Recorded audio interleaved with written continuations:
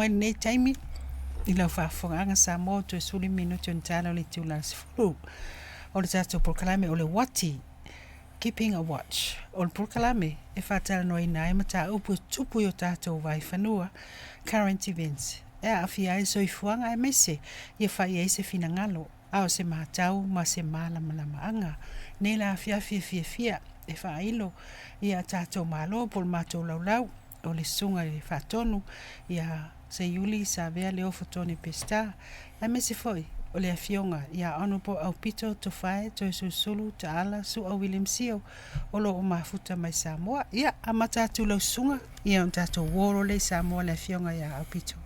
Ma lole se fumnui la fionga to ali e fa talo fa foi fa fu anga male tapua ingal tatu e no ne fiafi fa talo foi le ma fu mai le fionga ya pito ya sunga ya sua ilunga foi le tatu penga fa langia wal tatu fa talo no ne fiafi manato na o mai apa lango ma pa fu foi pa ia o sa ma fa ngal tatu no i ona tūlanga wha alupea e ma sania i a fiafi ile nefu i a fiafi a wha a whailo i atu le nefu tausanga i ele tua ia manuia fo ne tausanga le lofu malenga le leo tātua tua ma rosa i fo manuia Nangi e mama ia fie whatalo whatu tātou malo ma futa mai Samoa le fionga ya onopo au pito ma rosa i fo manuia lau fionga so fo manuia lau fionga to filau ia le lua wa se lua fo i male sunga ya se yuli ia fatalo fatfo il dato wotnu o ila vole wa a matalia le nei tau sanga inga luenga matute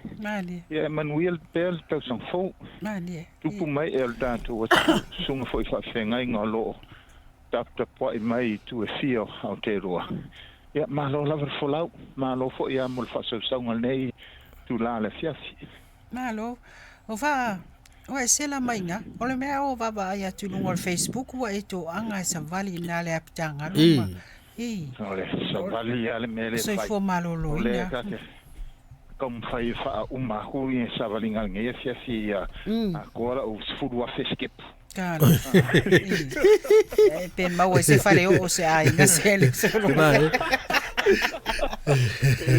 Ere mau se fale o ai mau lo ko lo unge fai bueno mo konge ngai pizza ade ia nei afiafi e nei mata upu e tele lau whaafonga anga Samoa fifia ia le loto o na ua maua le stasio lupe whaalele o le tamali o le sa tūl foe pe on sila fia le tau whailo o se tasi sa suru on tau sanga au na o le suius fono o le fono whaitula fono New Zealand pe ona ia inga lua i wha minsta ai mese o le suius fono mai le tu malo o mangele ia i nei vai tau ia o tofia inisio tiute pe ona ia o le taitai fono o le Pacific General Assembly o le fono tele le Pacific o le taitai fono o le South Seas Board le fo inga lua ia ima le afioanga o Aotearoa ia mese o se famtalanga po sila fo le ngase malo pe na ia le tatou atunu ia ai tatou o mo le Pacific General Assembly ma fufuanga nei tau sanga la o fionga le taitai fono o le frontele le Pacifica i Aotearoa ia o le fastailava o fufuanga la valato ia mo le General Assembly Aotearoa ia pe an fai atu le matanga o nei fala protongo le tu fatusia o no naunga ia va lata so ta inga mamaus mane e mesiele inga tupu fo e maus ia o le o maliu la le fionga voi tupu o kingi tu heitia ia le utu la i mailo na finge kuini ngā wai hono i te pō mane ia o tele i tu uala New Zealand sa matou tatal no foi o lo iaile le naunga foi e whauau pēr le mena fufuinga foi kingi tu heitia o le asesi mai le Pasifika ma asesi mai foi la i le malo Samoa ia o le tulanga lana le foi na o mawaile avanoa ia no mlanga mai Samoa no nisi foi ngaruanga matanga luanga so foi malo ia le se i tau tata no fo il malo ingei ma wai fo se fa mautuinga o se masina nei tau sanga e mawhauna whaatino ele malanga mai le kuini le anga wai hono i te pō Mana. ya se mai Samoa ia pela le vaenga mo na o isi fuanga mo le tausanga ia e whaau pea ia o kalamea o ngā foi e mo le wha maninoina o le tāua foi o le whengainga o Waitangi po le Treaty of Waitangi ina ia silafia le tātou watunu o meise tupulanga lalovawa ia le mafuanga e tāua e le whengainga nei e avea ma se vaenga fu le wha vai tāua o New Zealand meise la nei tausanga langa pe o fuanga le malo New Zealand pe o le wha sanga taulava i le wha maninonga o le Treaty of Waitangi ia si la fo ile o ye swinga I tono le Waitangi Tribunal ma le o fili ai fo le malo e se tasio tamaita ilo ia tamaita I professor Waikato University o ia fo isa avea ma fa masino Samoa o walela o avea masui o le Waitangi Tribunal paro me ka ke fa o le fo ile lenge ke o avea swinga le malo le ile komfenga I kalepe le whaavae mauku lea.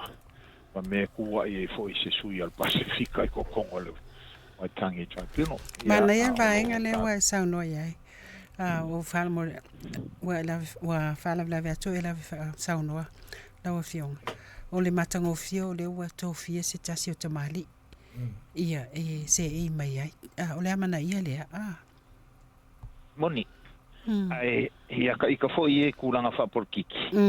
E lo ka pole ngalanga le ua fa ke ko kele I sui o fa ke le Waitangi Tribunal. Le Waitangi Tribunal la to ngalwenga. O le faio inquiries I mata upu lava tau I meio su enga o fanua su enga fo I o whaasea e a mai e lea nuu malei tu malo wha mauti. Ia kia o lai ka ua kelele ia I o le tamari I lea, tamaita I lea. Te whau malo. Ai peita ia, ia. Ka ke pole vo I le lenge I ke I ua alua rufo I a veanga I mampe I lafi anga le malo ia I whape ala sa iei ka ngaka I e kongua. O le angala na o le General Assembly.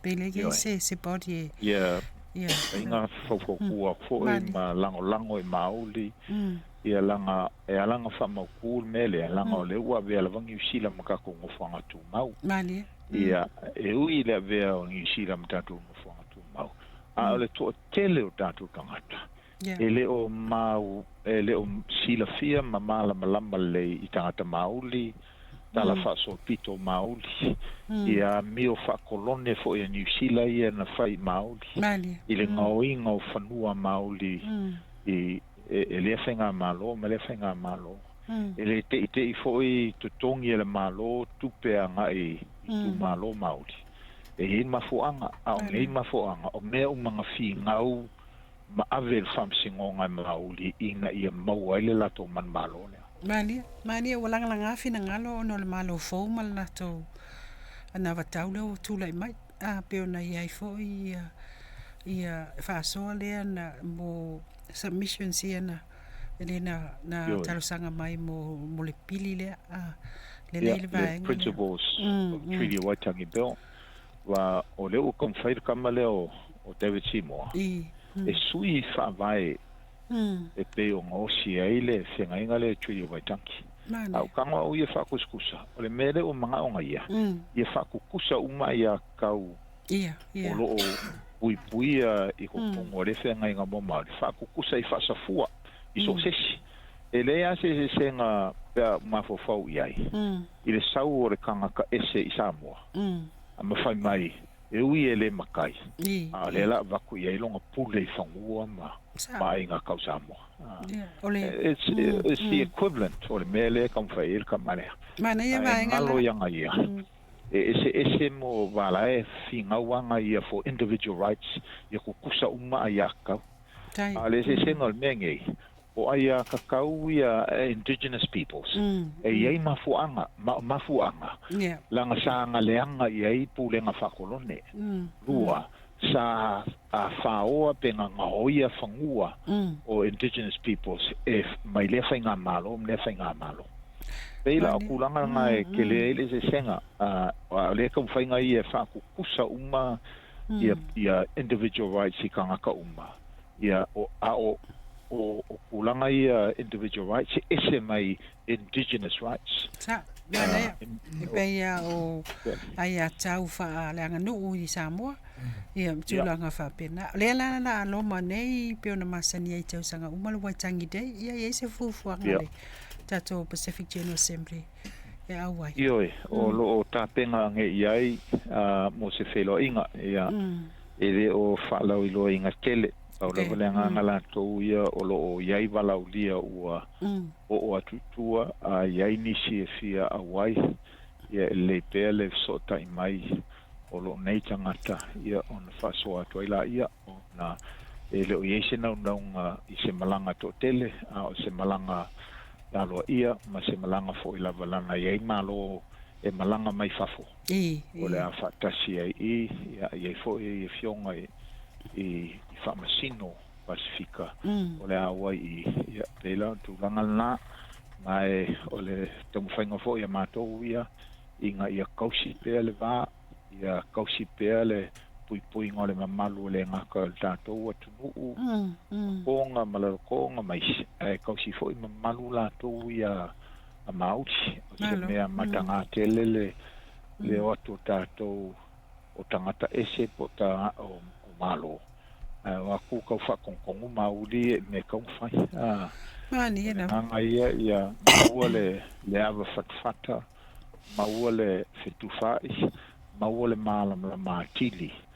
mesio tātou tangata ia sila fia ma malama lama le I le anga nuu whamauri ia mai e mafofo ilo naunga I le mea o ngā I tutonu o tātou ainga o le ua usungafa ilo tātou ainga I mauti o whamaunga le malola ia e silia ma le 2% o tangata tumotu Pasifika le ua usungafa I mauti Mani, sao le lea. O le tau te malam lama le vai. Ia, ta tia la le putino sempre malo whaftai le. Au au nanga le vai. O wana nafi le na whaala wilo mai ai. Wai tu uanga luenga o tau sanga utona. E le o maswinga maalie. Ia, le mafutanga. A se tasi o whalapu putonga o lo e tai fono ai le lato lau a fono o le board. O le South Seas Healthcare Clinic. Ia, e mai se la tō wā malo e la tū le mtanga luenga soi fua maloloina o le Health New Zealand. A lea na mau mai le whala wilo anafi.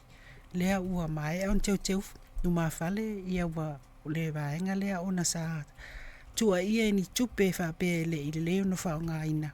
Ia lea ua mai ona sa pena ma le lake. Sa lake o le sa mafofo e ono talia le tofi. Yeah. Ona le tarsanga mai nisi fo I na whaavaina le whalaputonga lea. Yeah.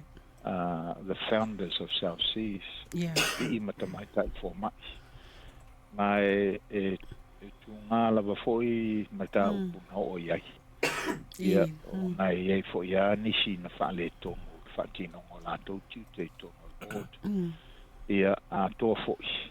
Ma le mea leo le Marshall Salo Valley. O le matanga luenga. Ai o ule sa ming star I le tengi. O ke malama le men tupu. E le lei systems o le matanga luenga. Au la wale mea sa whai atu I whaatino nga luenga.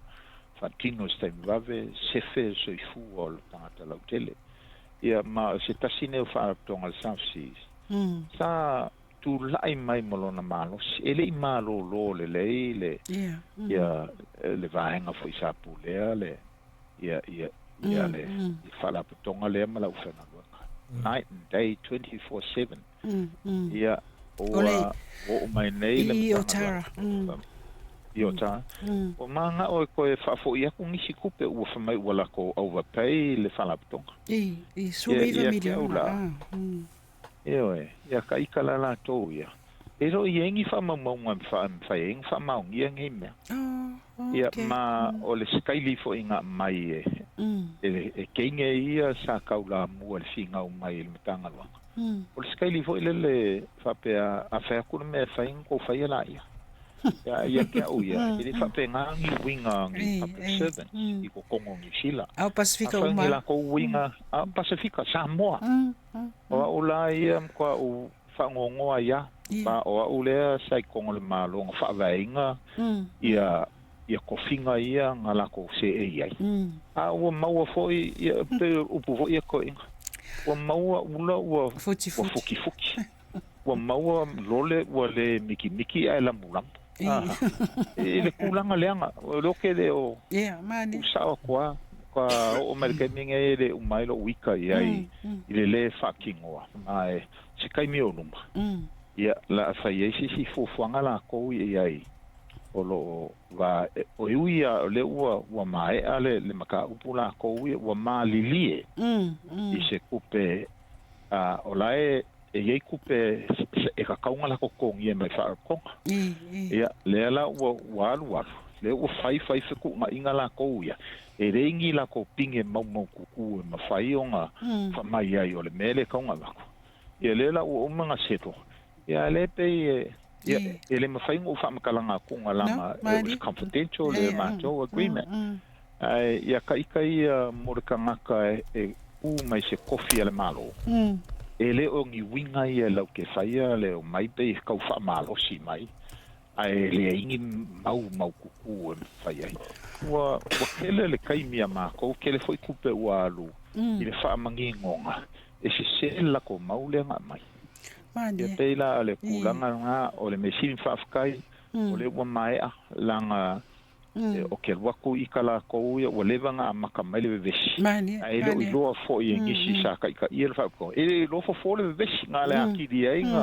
fa veshi bili la fila ko ma lo sa no o le va nga le fa ese fam talanga sa mo lo manga o le South Seas Healthcare Clinic i Otara le on tai le fionga ya le malu silao o le teo tele o la tau sa fa pena sulu ye wa o le biggest group there sa ma fai ona la tau lango ina Pasifika le taimi o le mati wo so mai le covid le na foi na su ye e fa la ulo asi sa le va nga le mai te le sao ele tau sil wat fo le nam sa mai tawina ele ngata so soni le tanto tunu mai se lava le va nga no wa fiel to telo na ya tatu tangata pe o le South Seas lava le sia tatu flaputunga tele sa tula i mai male loto ato e ngā ruru e le au male po e tau mawhai e le ngata i pui ngō tatu tangata lau tele male tau mawhai tinei al wha mai o le wha mai oti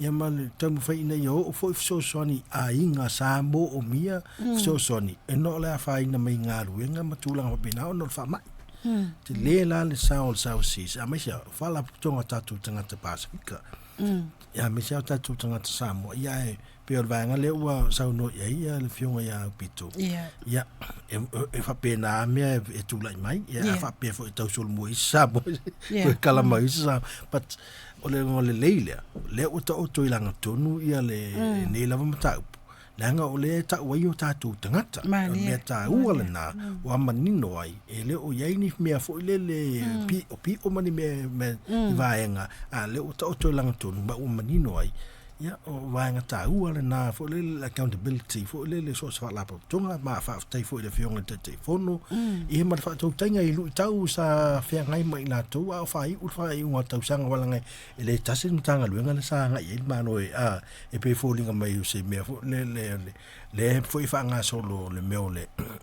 forensic auditing tai pe fa pe nga se fa fo linga mai e ma kwa sa vai ili leva nga ia ono la fa ko aku mai si va ngai i to finga fa pe ia ma ngai fu le se lo fu le ma ko ia ia tem fu netas e fu we lo ile le on fa tu tai o le fu fa la po tonga ono le o manino mai ne va yes ma lo fa manino fu le fionga te telefono ia wa ta o to la tonu le fu tam finga ma le bala fu sa fa le tonu ai ia va le fonga sa va ai el malo ia ma fa la po to ole aina o nei tausanga fa no fa tai le fionga a pito pensa no le fa tonu ya se ia ele titi le sa o le South Seas le fionga le malu mal pa I o le au fenga luenga me se le fionga tanga loa fo mai mai la tau ai o te ton ia wa e to fie tonua o le tu le te mina mana o le sosoan ia wa sa o le ia e te anga ia tu ia o lai fina manu la vai maule awa nanga o le manuia la sa mo le fafonga lea ua to e malanga le South Seas la fa wa na ngaluenga fai ia do wa uma ele tapunia le se mea na se o le pe sa no le fionga ya pitu ia o le ai o ni fa maunga ia mani vahenga fa pena ia winga ta fo fitu wa fa o ia le mai ale vahenga malo fa tai ia o mai le si vahenga lo na tolu tao le man le te le vahenga le o le so fu maloloina ia le foi fenga foi male fionga ya pito ia le fautoina foi o le World Health Organization ia po le foi esa malanga foi si fontanga sa foi yo le sui yo le fautoina apa sabachan o le ngo sa o le atunu le sa malanga ia no ia kola ai o no ba fu anga la fionga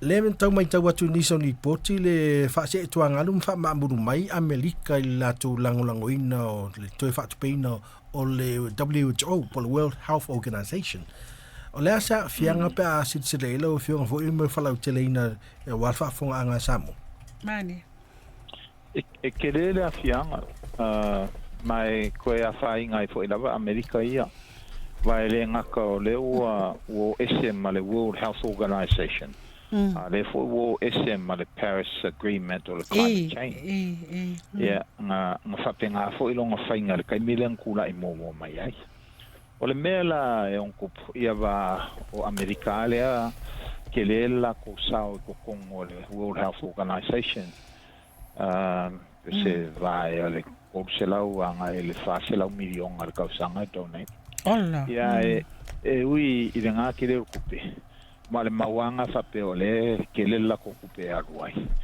ai langa o la fo I pengi fiki e Amerika I mo fo mai data o the cooperation o le World Health Organization mai le o se kama I fala konga o le fa konga le fa va malo mali ia ai le nga ka fo ile o lo le la ko o ese o le a masalomia I fo I se la ko commitment I ko kongo le la rolangi me ka multilateral le winga la kala ele la se singe o ila la kula I mai ka o avele ko fide ka ko kongo Sainga. O isia kungu. O ingele Pasifika la ko ia o sainga o ye lopa o ya pangi o inkia o mai inkia kai me la ke me ska ai o la fo inga unga o mai Pasifika a maka ngaka penga la ko strategy ile 2020 ia o le wa makang fe fo ia o le sia kungu fo I because ceiling kele ko kelela muselemo Indonesia o la fo inga ngau I ko kongo le Pasifika so ya ka ikala la ko o mai maua ya le o le ale ka uai malea manga ia fo se leo Amerika I ko kongo le li o le ngaka I kongo me ka so fo marolo inga o ko kongo fo I me ka a fesuia I ngol ka bo climate change ai aua o maka upu e lua ongi maka upu piko ceiling ka ua le soifuanga le o le lalolangi langa wharakangaka ma ia le ngaka lai lea au ke ronga ke le fo le sia fianga ba le pa kiki or kupe lea o le a whapenga foi o ngā le mawhai le World Health Organization o ngā whaakingo umanga luenga ai meise mo meo whaalawelawe pe o ngā yele ko wiki ia po le kale lea po le o mo ingi Samoa ye me la afia o kale ele se kale oi ia kale ya no vivini kale vivini o le medical sitting alanga so it hurts them even more if I may for ile ke le la ko kupes but the reality is it's regarded o le sao lea of shared burden. Ia o le kongi maa ia amo kasi se a venga mamafa. O le formula fo I mefa pengi o le akungu la vai malos e ke le la ko sao le akungu vai ia la kiki fo la ko sao pera al kulanga nga ia la ko fa ma muru ese o le ale ko kali kongu inga ila ko o la ko kai le o le a se a faina a se angi options o available I le Pacifica ia fa se inga la o Samoa ia o ingeia va o le a fai ma se si mai sainga o ka ko wala ia o sainga ia fai mala valele o sainga ia ngo fai so we have hope o le mau le ia le fala konga ia le fenga luenga sainga le ia pole ara ka ko fai ki o fa pele le quality o la konga luenga ia te ka yaki o le a e ku mau pele ia sainga la ko ia lo ia se fufanga fa pe o es ma le me foi ngo kupu ingo ese World Health China stepped up. Ele ngaka I mea kau health. Ia fa penga foi ka I mea kau climate change. So o elo ka konga la ko ia o lo ia pe options sa Samoa mal Pacifica. E ma fai ai o nga kalkala ngo foi isi pa anga ia o le me foi ia le ngo foi nge e kau kula I malo si mai Australia mangi sila. E fe so soangi fa kingo ia ngisi fo o ngaluenga o le mawhainga whai o le awe e ser kupele a Amerika ia ai e mawhai fo ianga ngā lue whakasi ia whala ia marola kou ia a Samoa meisi aku moko le Pasifika o le iei ko kongu maka ngaluenga e se peila le SPC e whakingoa ke lo ngisi o ngaluenga pe fo le spread whakingoa ngisi o ngaluenga ia ma o le iei le Pacific Island Forum o le malo si anga po le pawa o lo iai le Pasifika mo ngā pe au o ngā kuku whakasi e pa loka I so se maka upu kongo o whakakonga whawa malo o le se la o Amerika mai e whakakonga o le ale a mga iai so la ko leo e le fo e se ngau e sisi e karikongo inga ngi la ko upu so se mea and so it weakens their leadership stance I ko kongo la lanki e mawhaina whaapea ia wai sa o ai numere tasial lato sao lato share whaatupeina o le WHO ia leo wai sao noi vaenga ia e le ia e whesosoani malo si saina mawhaina mai apani mai intia matulanga whapena o tātou lai whaamoe a New Zealand ma Australia o nei la tatu e mo ia olo ia saina o le ase a whaina for ile a long lasting effect pe a fu atu ye pe o fa mai nisi o le au fai ma fa nga na le la no come out le vai nga le bre po le ale mele por kiki na e Trump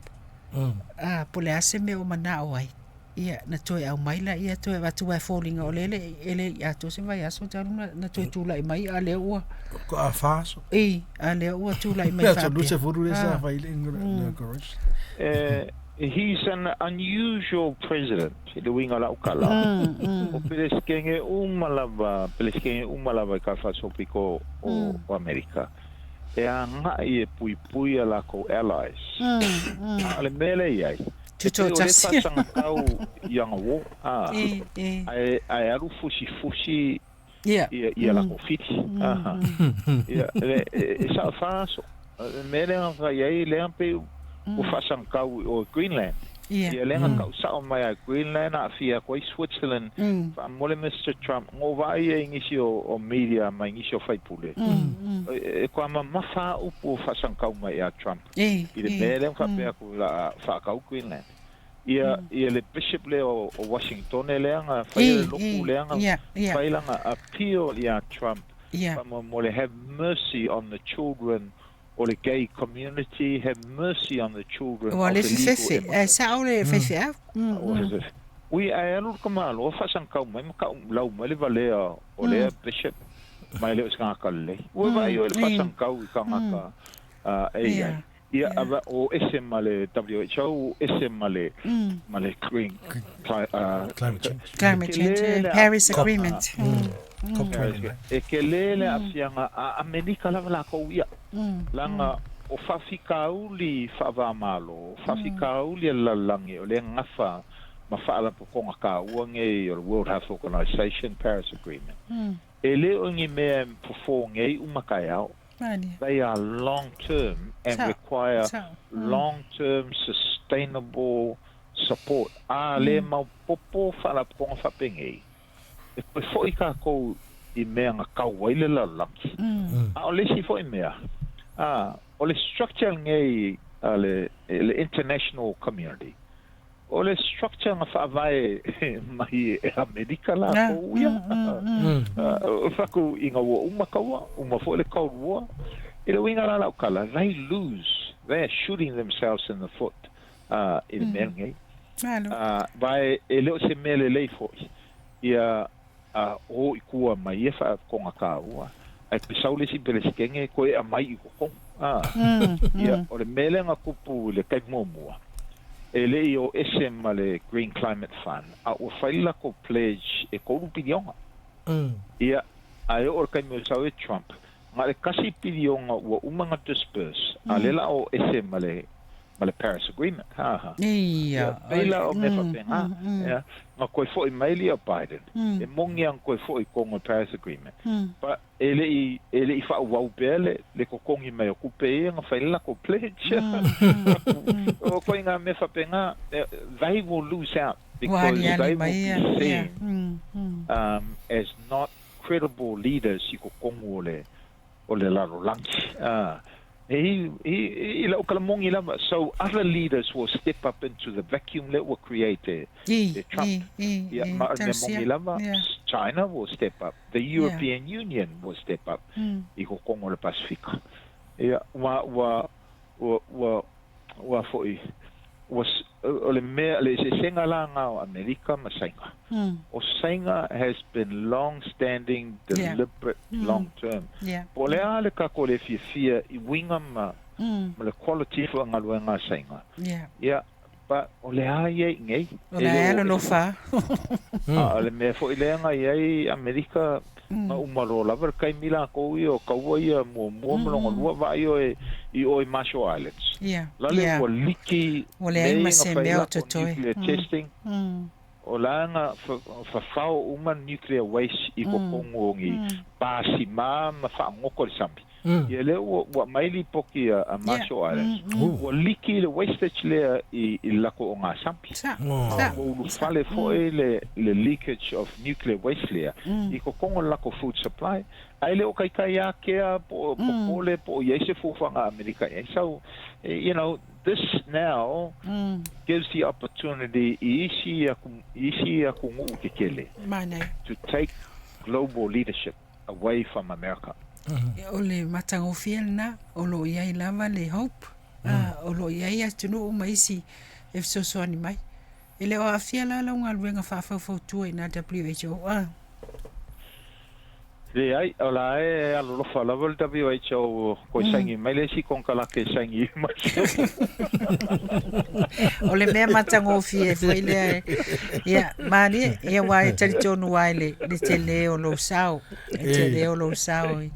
I vaenga ia ai mafai mai foi mai va me foi mai tato atunu o le ia tato ngaluenga fatino ai tato na fa kali foi ngai Ruby ioi I mangele ia ta mai le aso mai taimi ia wa vaenga ia o ia ole si vaenga foi le ai e fa tupu manatu a pe se trend fo wala langile por kilo ia wanga I lunga le matutua o e tai atunu pela o Trump ia ma Biden le na teva atu nei tua a vo ile le ia se mere le tere le vaenga la so fininga lo ese yuli foi vai e to tele e matua ma le tofa se vangala Trump e matua ma le tofa o lo matau foi la na la o fionga o pito foi le mana ia nga ile wa fata ua matua matutua toi palota ia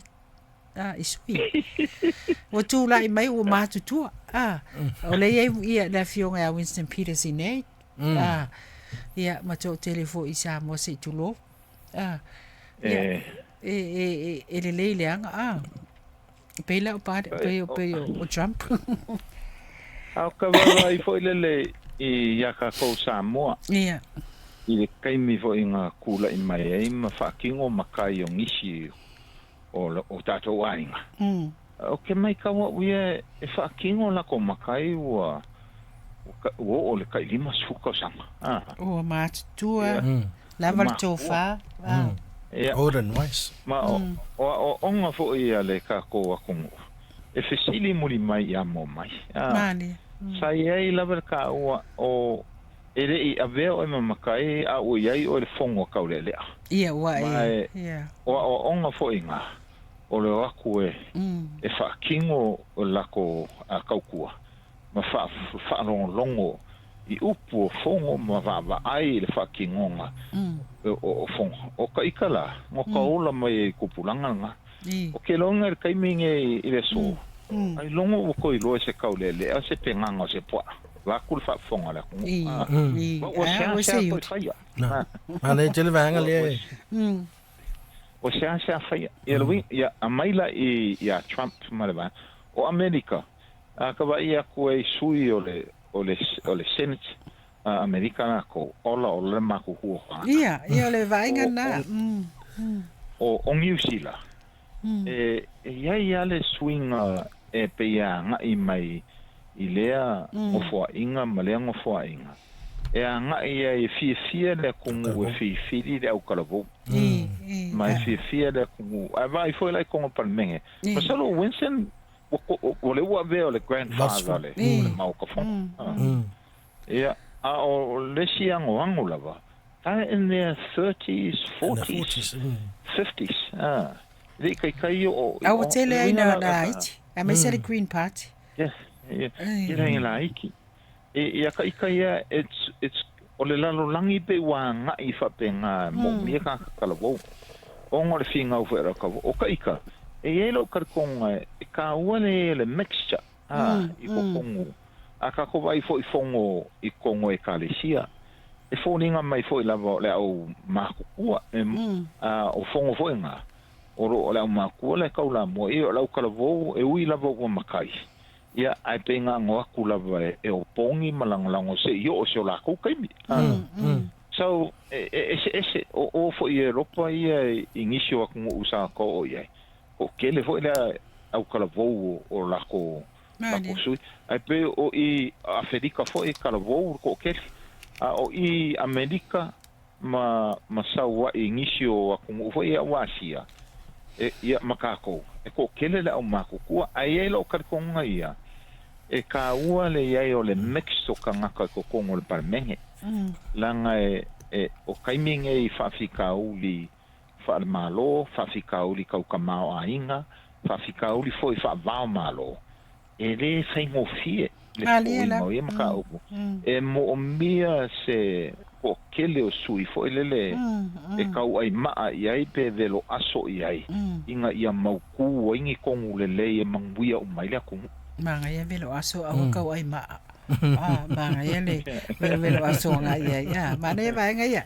Jo jasin tau alo fato na te ua ngase o na e faile exercise. Nera sau no atse yut. Alo, waftai, salo na le poma le fo I whafonga le tātou tunu, ia me se fo I le fionga I le tūlanga o ia il ngase malo le tātou tunu. Ia mai ele fofo I le fionga I mtau wa I meo tau wha porkiti o na o lau malai le po o le I tonu le sa na lue ai mai tau sanga vai, mai tau sanga fo I tele. Lo si le fia I pulenga o malo. Fatima Karasi. Me se lava pulenga Fatima Karasi. E iai le se senga I lau matau fo I lau fionga saloe I le tūlanga pe o na iai a tātou Samoa ma New Zealand. I le vaenga la le pe o tātou iai le tātou constitution. I le a me se lima taita ina ia le se senga la le pe o le tūlanga le sa ta oto mai lava yaso. Na fōlinga mai e mafuli se lango al pati fo po le vaenga o lo fa tau tai al tātou malo. Ia e le lua se fulu lima la le tu malo mai te minei. Le fionga I le mai tai pāli mi e sa fa tari fo le tātou atunu I la songfua. O le asolua ina ua usu le fono le tātou atunu. Ia ma o ina to a manino I lona ia vaenga.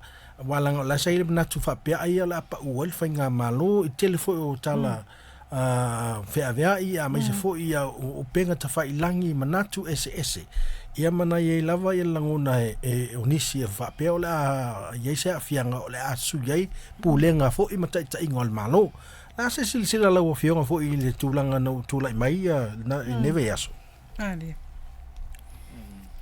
Ia whaftai o ka ia e le o kakele o lava soka malama fo I kula fongo ngei Samoa pe ngai Samoa e kelele se senga fo e ui o le system lava kasi fa Westminster mai perkangia ai e le se senga o me ngei makako mo mua o lo o ye se fa vai mo ku e ka iala o mai ma fa vai o mai si kula fongo a o ka ko e ye vai ngo fa vai e fa fo linga ye ai le o ku fa kasia e se kula fongo ye mai fa yang fe su ye ala fa vai nge se longa la ve sui inga ia mau le lua vai ko lu al parlamenti ngala fo yang fa penga ia fa nga kai ngo sui o ka ko fo I mea I New Zealand o ia vai o e ile national level ula I mai whainga malo ai le ia vea whainga malo pe ongo e kai nga fisu ia maka mai ai au Bill English so o Malesi Simon Bridges so o Malesi ia o whapenga winga le o whainga malo iei pāki o le pāki lava la ko ia filfili kai mako fo ia so o mako ia ngisira e se whainga fio le vea o makai o lava le mea I pe ma whainga ku mau pele lango ia ke o le whawhare kui ia o maila ingei e iei lo karikonga ma ngai kelele e fofo ele maka upu ele fonga fekalai le sunga ia pari le winga lau kalai la o ma oki le mai o ve vesi a le fas o ve vesi lava loko I fale whapaki e le pule mai le parlamenti ma e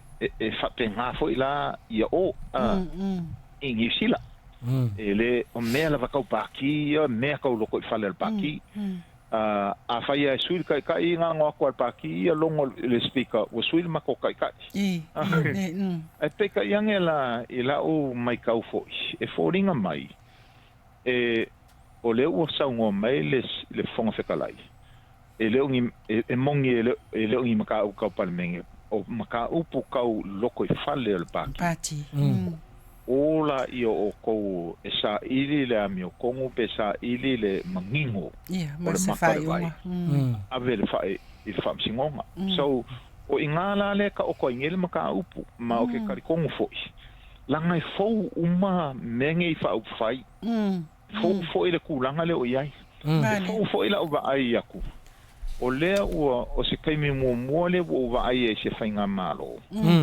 e se fulu lima o ngasui I le kapingeko ai o le ua ave le lua se fulu le ngofo mai le piko le ikua ngai ia a whaila e lua se fulu le ua I le vaenga le ua o whamai o la kou fast e ngā whake anga I le si vaenga lea ai se fulu walu lai ai ia kui le epa o le ikua ngai ia usala le ua ngofo mai ngei se vaenga ke ele malo lea piko I sidi aku ko kele ia pe a whai o le whainga na o le whatulanga o no fua o le mea la lea anga whape o la New Zealand o le vang whakule la fo no confidence wa la eva I haku nga sulima o kou e ulu walu le kule ai peka yangi I le va fo I lava ia o le minko I va o le se senga ngal fa vai le ngai mal fa vai Amerika o le fa ofi ai le ngu ma le kua o le ngu la le o fifilo I fa pea I le va le lei o le fas la vai e pe mo musi le fas ia vai mai o lango aku e kuila e pal malo e ia la o ngofo mai ku al malo ia le lango mai I le mea lea le. This is a minority government. It is. Ia au tūlanga foi ana. Ono o le tūlanga fono foi lea le party hopping foi lea. Anyway. Ia pe o tele a mea. Ia ole ata mai ole. Ole ali le aso le.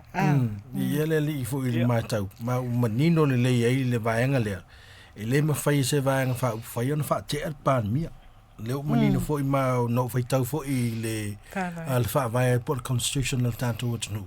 O ia o le fa te angai al pan mia e fa te al pan mene. Ia male fo male ao malo.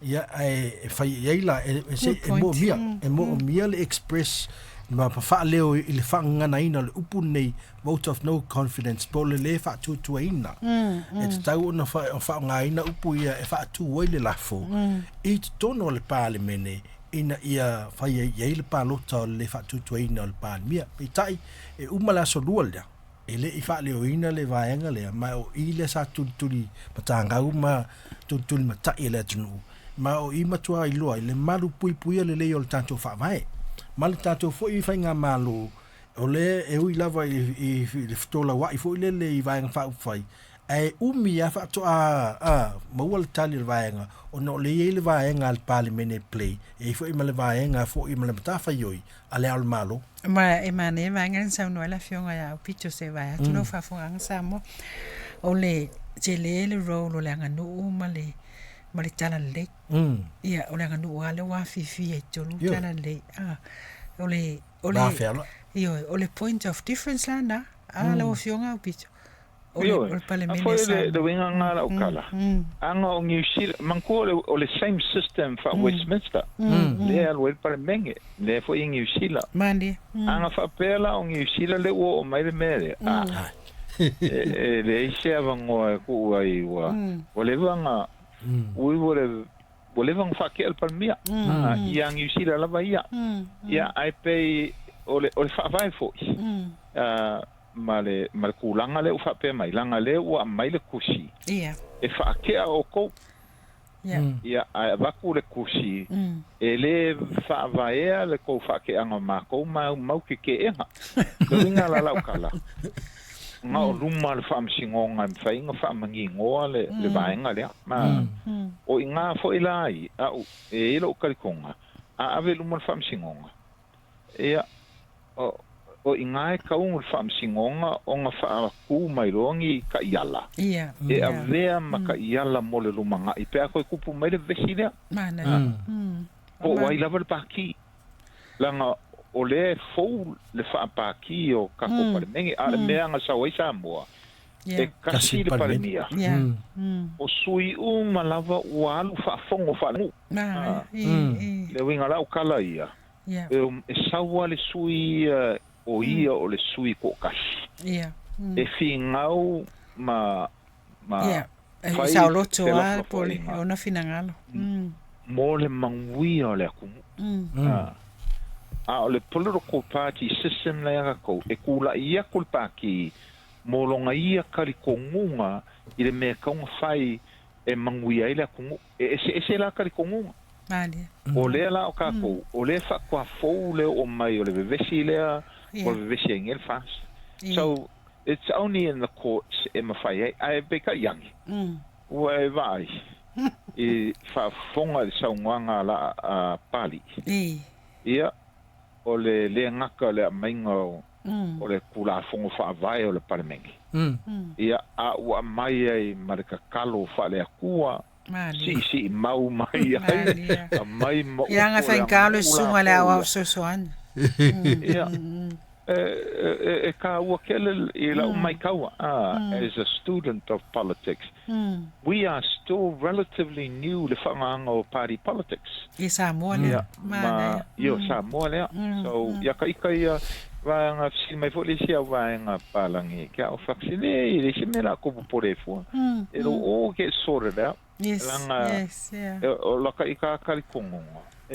ia mai ale amakanga fo ia o kala ikiki e a maka long fela fola fo ia ko inga ma ko ku fai pule o ngu pule ngo fa ngu e le ma se pisa mani la alele Mani Se longa wala o mai la ka ko kau i ang sao ngiro ri ka. Ai o ka ko fo i la unga kula fale. Wo uma so nga samo. Mani. O kau mafo fa. O ngi o kala le. Ia ka ikala I always, mongi from my fo e te vesi va.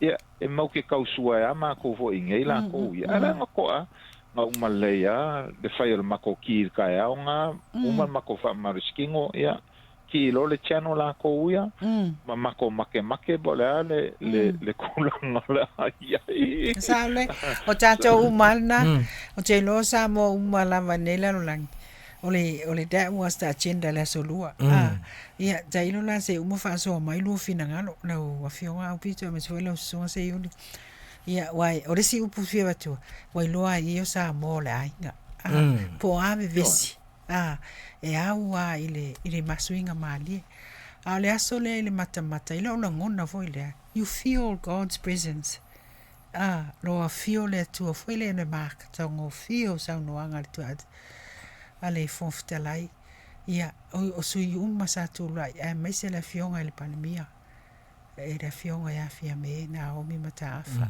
ai le toa o le tiliva mai ia matulanga uma and it just sum it up le going forward she laid it all on the table ma tai il va le we tano ele tano fu la fionga ya pito langa o le mele na taua ile tu italo le mumu atu le nganga o le li fu le tatu ngol tatu tunu mai o le ama lo sili el tatu tu divai fu mai le salo la so sa to la velenga ti sa mo la langi atu sa ole ta upule sa tu ile tu ma ave no si ngol fata fai tau langa e le tatu malo mai se i o tatu fu no talo fo i la sa fa tai fo i tina le fatu ma ya eti tu mon maka telo ma fuanga na ba be amata ya le na ma fata noina mai ta u tele ya mata upune ia ole vaenga tonu e la tala ma san na fai matu e kale sia fo le matu talo mo me o funtang le a weka ko me fai le lava tali mai le tu o le il tanto watu io le ngaska se malo ile manga ia le te vai tu e se me ta pena na ta o te vai tu le sa ungi me le sa e se le me la sa e lu atua suinga mali uma no o tanu le fionga te mai tai pa le mia mai se fo ile le sa no nga fa ton nuina ma le fa ton falau le fionga le sunga pali ia ai toi o pongi mo ele tu ngai ia ma tu fatas walanga a tu se tu se tu sa ton fa vesi e suile malo ole tuanga fa tai fu lai fa tu fa la inga ona lai va ia tu ia le lo fa ma itel nai tu ai lo ye fu sanga e fa le ina se le fa tu se la fu fa tai fa tu fa la inga fa ton flau ia le wa matanto e matona inga ngaluka e ro malu ia me se foi le fionga ya lauli ia foi fiona ele pili le sai le sa noina ia le foi na ia ala so observant so observation apito le sa le sa nanga to filau langa la kala nga fai awoko ke pole o le misa ia kama misa o le ai ngai kasi le winga la kala la ko ia sa o ka mai ka o kwa fo there was a conciliatory element o la ko sa nganga ele aso mani dia o le ku ngai mongi la bala to ia la fo sa ko mai la barka ia la ko ia so ya kai ia there's a strong element o le fa Samoa le fialo e ofia kulava ile va kapuia le va le ia maku Samoa o anga ikale Samoa o ka fekari ke fo de ika mako e maule lo fa oka fusi kanya so I think the kulanga and I think it could have ended up bad. It could have ended up in a strong motion of no confidence. I don't know what would have happened. ia e pe kai yang e le yo ia nga kulanga e mongi ala le ua makanga ko pisa mai ia le siva enga le e o fam singonga and I think that's the right thing pe afai o la nga ula ba I a le mela ko ia le fo e lomo le paloka falo e kele ka sang fo ia o kasinga me o le ua ave ia singa lo fo ma le vai ma bao ia I o me siling fafkai va a ka kalkal ngoa fo isi uso a wo mamai vo ingeira ko ia ia kar kongonga e mo mia umal fau kwanga a ila konge o lo kula I mai kofi kai o isi foi kai mi ka ke vai vai ku vo no TV bo newspaper o songa alu fam kalanga ia manko la e alu do fam kalanga e dem vai ko fa fo mai masa ale pu vai ia ale upu fo nenga sa ngo e pa mia ma upu ka ke bo ma ko malam la mo e pala ma e de pala upu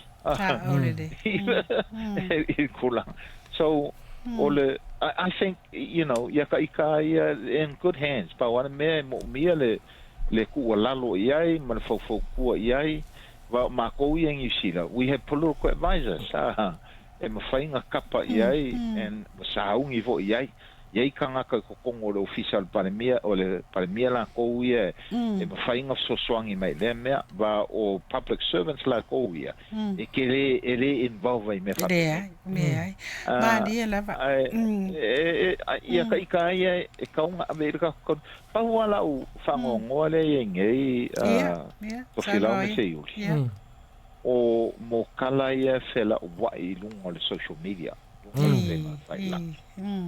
o uia a ka kilo ia o kai loa I wa fa ingar ka ko angu te ka ko vale lei ma le va fa lo o ngisio upo fa nga mai english e me se la ko fo ile le la fira ka ngi u e ka o ma ko o ka o fo ka I le ma fa upo ma le leang o upo fa nga mai I kulanga la fa penga e leo se mele lei de mo le kaliko winga o ka ko institutions ia wa vengi makai wa almeia o ka ika ka ke ufo le fa leanga mo ko inga wa mai le me male me ai ka ke le lo pe fa senga la koilo ia ma upu o ka ma le va ga todo le wota ya me se foi la ufionga le na va longa tu le si a pe o le la e lu ke pa lo ka mai samo ga vola ve ai mo e fai ele sil kala ai o sofa ia ika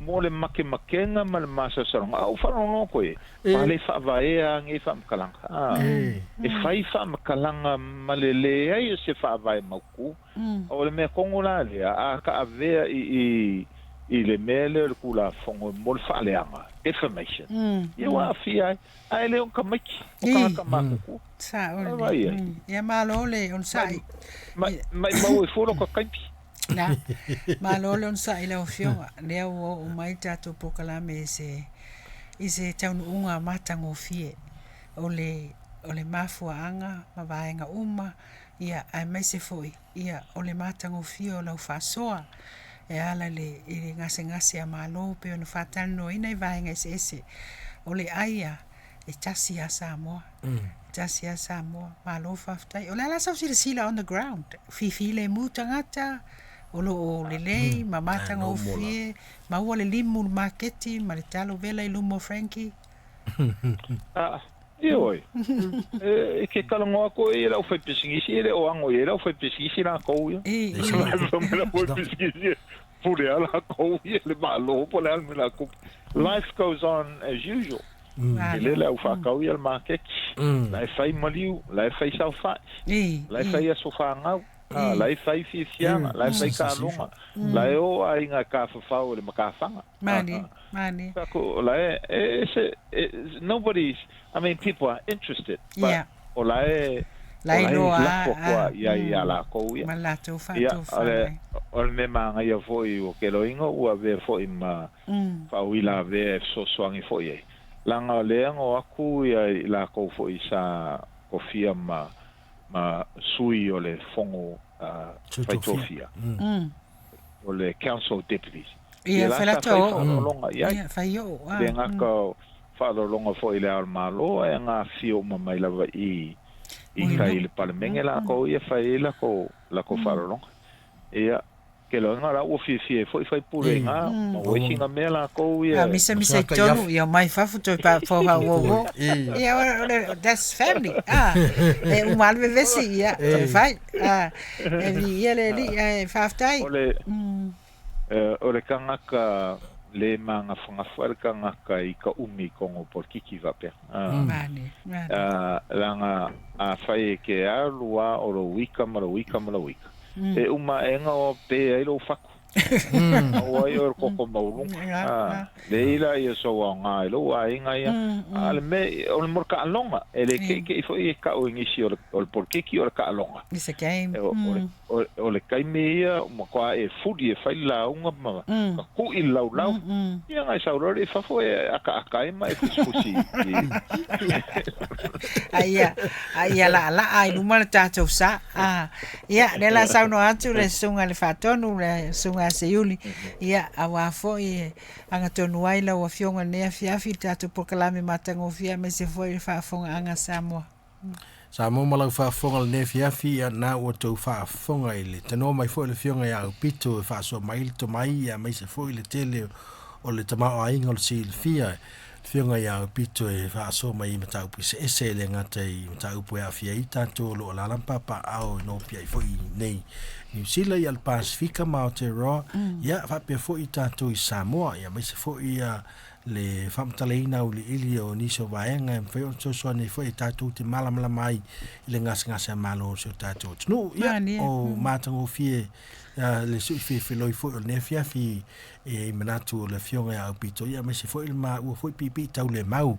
Tu sai ma le nefia fi ma le tātou poroklame le wati. Whaafitai tere lau e fionga au pito i le whaafanoina fo i lo taimi. Ia o le tasi le lua tele o taimi e te whaapea o nei a fio mai e lunga le tātou poroklame. Ia ai to ai fo i whaafonga sa moa pea e tala no mai pea sa no mai fo i lau fionga. O no e lava lo si le fia e mata upnei. E le so ona mātou sa ili lava inisi fo i whaatala no i nei vaenga nei. Langa tā ua il mo whaafonga anga le tātou tunu. Ia, nei tua, ia fwoi tātou ni so vaenga i vaenga whapeo tātou whaia lea tala ma lea whapu. So ona whai upu. Ai me tāua, il tātou fwoi ngā luenga whaasala lau e while ngata ina whili upu. Ia a tātou te sā ili e fwoi whau mau tutu me vaenga tāua. Mō le tali tonu wina tangata lau tele. Ia me se fwoi. Ia whaafonga ia tātou whao ngai ina fwoi ia vaenga le ngana. Ne e malama mai fwoi ia tātou tu pulanga ma malo le tātou atano lo whaafonga mai i le taurongolongo al tātou poloklami o ne fiafi manu te le ina o whaiva ia anga le fo i le li tu e tali mai lau tu e whanua tātou tu e whilo e fo i whaatali mai Red Ruby pia fia mai lau tali mai lau e fionga but you never know if so no so i whai mai lau e fionga e le koe whasiningeso mako leo whafkai ua lewa fo i pola kou ia o kaika e koe supoka e au whaua o savaringa. On me sirin whafkai o lewa veara ka savarivari i makalango ako e lau suru a fiskepo. So, alu no e whaiswhaleo. I whaafonga mai fo e kako aku ia. Whaftai ma nea noa, whamaruru ako fo i pola angi kala fo i ua whelawa sai. Ia ole kom whainga aku lava fo i moriak ngai manga koe sosoangi e fo i a le upumongi lava. Le ase me pole mai fuarka ko atunu o lo o ku mau pea i kulanga masangi o lo o fai pea ia fa ko anga isi fa kauman makeki isi o ia fo ia le au pamula ko ia lo isi mai la pela wala ma Malo fa tau. Malo anko. Mai. Malo la. Eh, me so va ngai mai. Hello. Eva. Ai que o pau dua. Mele ka ke ile sau kalango mai, si mai bong feng sa wai. Ai uma enga fa me tsama se Maria ma singa menga se. Oka ika. E ka ke kamu fai e vaku ia, va a kare ve ia. Te wale ngai no ka ika mafau. Kai se lau kala, pe kai di masfulu, pe kai di makala. O a umangi senge o koko era. Ia nga kula. Malo faftai. Yeah, now so no asa Yuli. Yeah, look after yourself. Yeah, fellow is time you luma. Yeah, lo fole atua. Wale. Yeah, so if we am I am